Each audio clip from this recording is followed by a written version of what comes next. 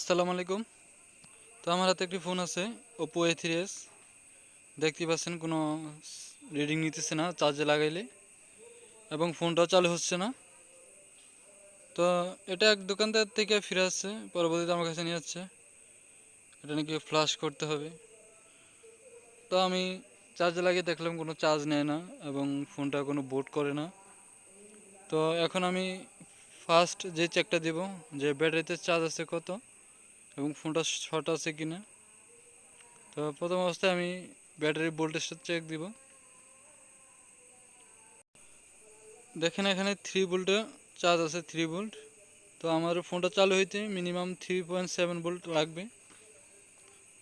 তো ব্যাটারিটা আমি শর্ট দেব না। তো দেখবে সমস্যাটা কোথা থেকে আসছে, যে কীভাবে সলভ করা যায়।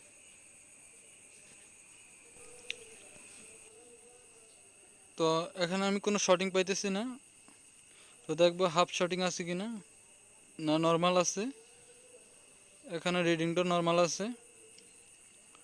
তো আমরা চার্জিং কেবলটা লাগিয়ে দেখব যে চার্জিংয়ের যে ভোল্টেজটা এখানে 5.1 ভোল্ট বা 2 ভোল্ট দেখায়, ওইটা আসে কিনা।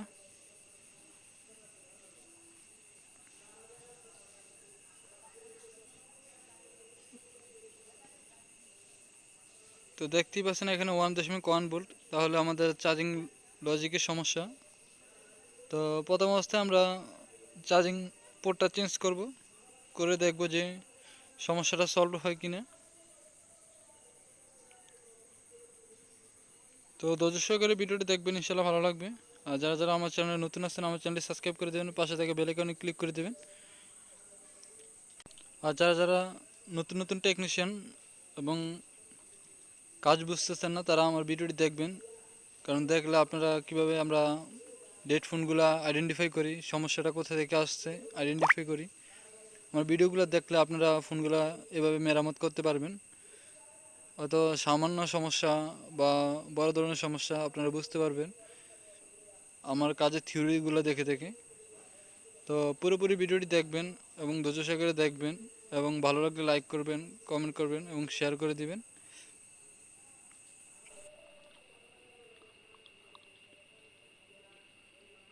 তো আমি দেখতে পাচ্ছি চার্জিং পোর্টটা খুবই খারাপ অবস্থায় আছে। চার্জিং পোর্টে প্রথম অবস্থায় চেঞ্জ করব, চেঞ্জ করে দেখবো যে আমাদের সমস্যাটা সমাধান হয় কিনা।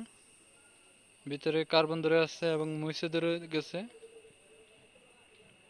তো এই পোর্টটা চেঞ্জ করি আগে, তারপরে দেখবো যে সমস্যাটা সমাধান হয় কিনা।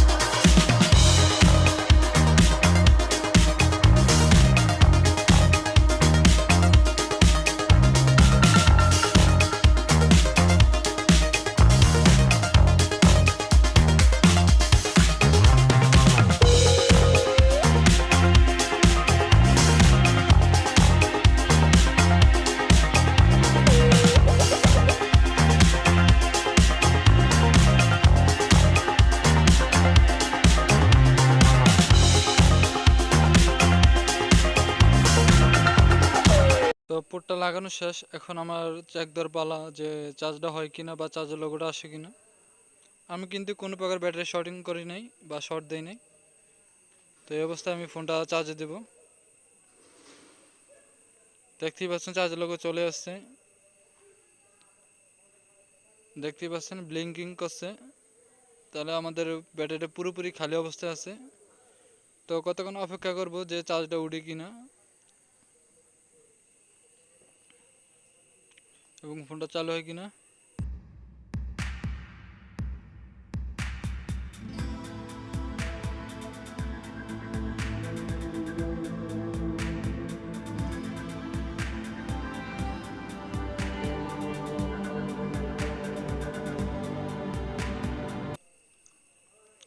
দেখতেই পাচ্ছেন এখন স্টক করে আছে 1% হয়ে গেছে। তো এই অবস্থায় ফোনটা চালু করব। তো আমরা এভাবে স্টেপ বাই স্টেপ কাজ করলে প্রত্যেকটা ফোনই সমস্যার সমাধান করতে পারবো। অযথা মাথার উপরে ঘাটাঘাটি করব না, এবং কোথা থেকে সমস্যাটা আছে আমরা আইডেন্টিফাই করে আমরা ঠিক করে দেওয়ার চেষ্টা করব।